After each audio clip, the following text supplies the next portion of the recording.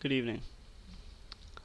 This is Samuel, and I'm doing yet another video on the personality type ENTJ. I'll probably end up doing multiple videos on this topic, which is leadership for ENTJs. This largely comes from lessons that I've learned as I've attempted to tackle this topic myself, and which I'm now applying specific lessons from through the lens of my personality type. Being the commander, the marshal, ENTJs typically have a almost natural leadership archetype. The ability to communicate what needs to get done and why, and to be confident in that mission, and to a lesser extent in yourself as well, can really go a long way towards bringing people to your side and leading them to get something accomplished. What I did not notice a lot of were specific pieces of content put out there to assist ENTJs in really developing this.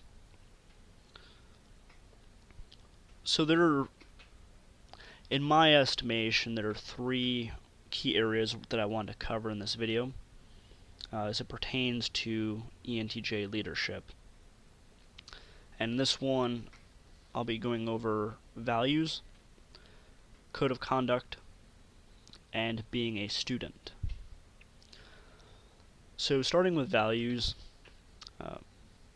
oftentimes something that our main focus tends to be on identifying a goal and then achieving it.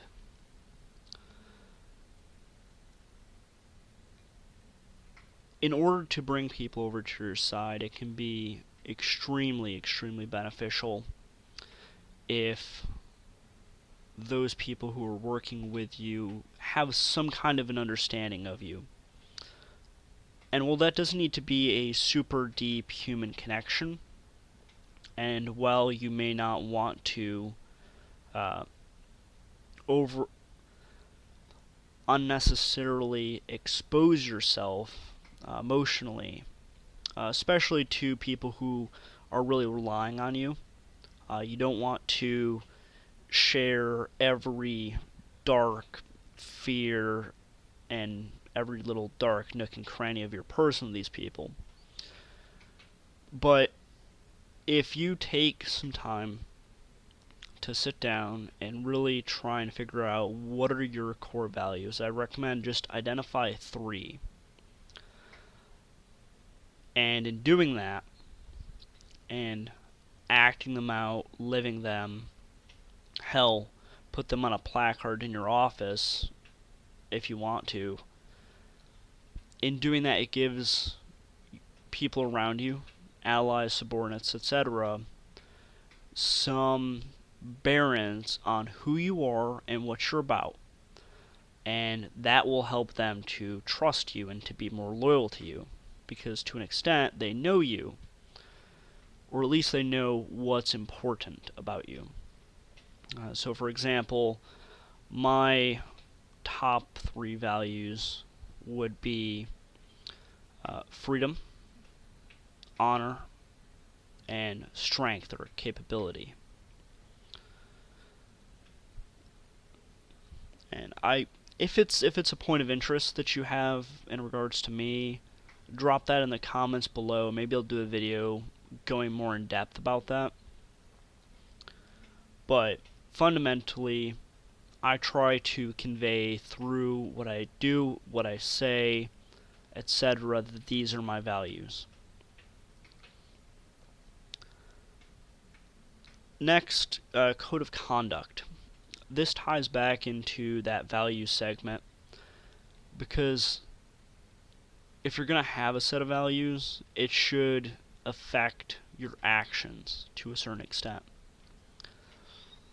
But additionally, and building on top of that, the amount of loyalty and trust and support that you garnish from people, a huge factor of that is going to be what they see in you and how they see you act and go about your life, and what kind of a individual and leader you are. So there's a book which I really like. A lot of books on leadership cover this, but one that I like is Call Sign Chaos, by James Mattis, former Marine Corps Commandant, one of the most beloved commandants in the history of the Marine Corps. He had taken up very seriously the practice of praise publicly but critique privately.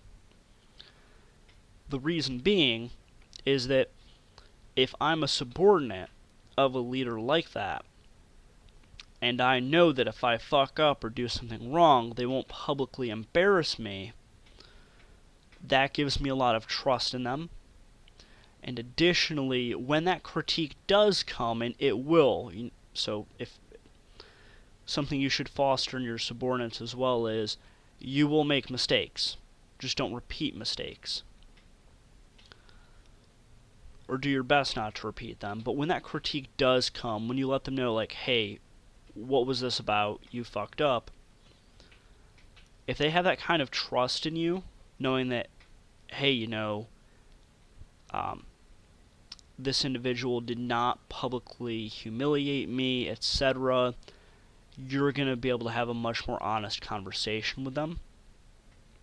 And hopefully, you'll be able to improve that individual much more effectively. So things like that, how you conduct yourself, how you praise people, how you critique them, carrying yourself with a certain amount of fairness, etc., that's all really, really going to be the bedrock of your leadership style and methodology, and will really be critical in getting people to follow you.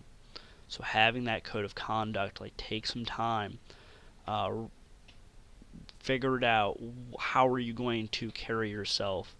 And if you go outside of what you've deemed to be your code of conduct, unless you have a damn good reason for it, be open to questions about it, or maybe some critiques. What the hell was that? Own it. Yeah, totally messed up on that. That's not how I want to carry myself. Thank you for letting me know. I'm human too. Surprise, surprise. So, having that code of conduct, people seeing that consistent pattern of behavior from you will go a long way in getting them to trust you, give you loyalty, and ultimately follow you into whatever battle you may face. And the last point, which in my estimation, it may be the most important one, is be a student. Constantly learn more about leadership, getting people to follow you, what that relationship should be and should look like, best practices, having the wherewithal to recognize that you're not the best possible version of you at any given point in time, or that there is a higher potential you which you are striving to achieve at all times, and it's kind of a moving goalpost, and that's okay. But recognizing that and taking that time to learn more about leadership and developing and practicing those skills it's going to go a long way. 3 books which I would not be surprised if you, listener ENTJ, have not read one of these, or maybe all of them. So Call Sign Chaos by James Mattis, which I'd already outlined. In my estimation, this is very well written. It's not terribly long, and it goes through very personal examples of that code of conduct and how to carry yourself as a leader. Another one, a similar vein to it, and all three of these, disclaimer, military-related books, but Extreme Ownership by Jocko Willink. ENTJ listener, you probably are a subscriber of the Jocko channel. If not, I highly recommend checking it out and reviewing some of that content. He's got some awesome stories in it and some amazing lessons, both from himself and many other leaders, past and present, doing book reviews, etc. Let's see here. And so, with this particular book, Extreme Ownership, for you as a growing and developing leader, being able to take ownership, not really of the successes, but of the failures especially. If you're the one putting all the pieces together, and if it doesn't work, ultimately it's on you. And being willing and able to appropriately absorb that failure is going to go a long way. The next book, About Face. This book is a piece written not necessarily just by, but largely offered by Lieutenant Colonel Hackworth. He's just an all-around badass. This is a great book to read from the story angle as well as from the leadership angle. This dude, he fought in the tail end of World War II or after World War II, a little bit in Italy. Not a lot of action was really happening there, though. It were just small skirmishes. Kicked over to volunteer to fight in Korea. Fought in Korea. Some amazing stories from that war. And then later on went ahead and fought in the Vietnam War as well. This book, About Face, it most heavily, in my estimation, dives into the leadership failings that he had observed, and a lot of it, in all honesty, is kind of written in a what not to do type fashion. But that being said, it's still got a ton of fantastic lessons in it that you can very easily go ahead and adopt for your own situation. I don't want to ruin too much more of these three books. I recommend them as a great starting place, but always be open and willing to go ahead and pick up lessons from mentors or other books. Constantly be a student. Always be on the lookout to learn and develop and practice those skills. I believe that I'll do another video on best practices and really a video on the code of conduct for an ENTJ leader. I'm going to take a little bit of time to think about what are some of the most critical habits and behaviors that we can take up to build upon that skill as it pertains specifically to our personality type. So stand by for that, and I'll get that put out here relatively soon. Thank you so much for watching this video. Please do like, subscribe, ring the bell, comment down below your thoughts. If you have any examples of leadership or any book recommendations, etc., I'd love to hear them, potentially read them as well. Additionally, with that in mind, a connection of mine has started a coffee company called Resupply. And if you, like myself, are a little bit of a caffeine addict, I highly recommend you check them out.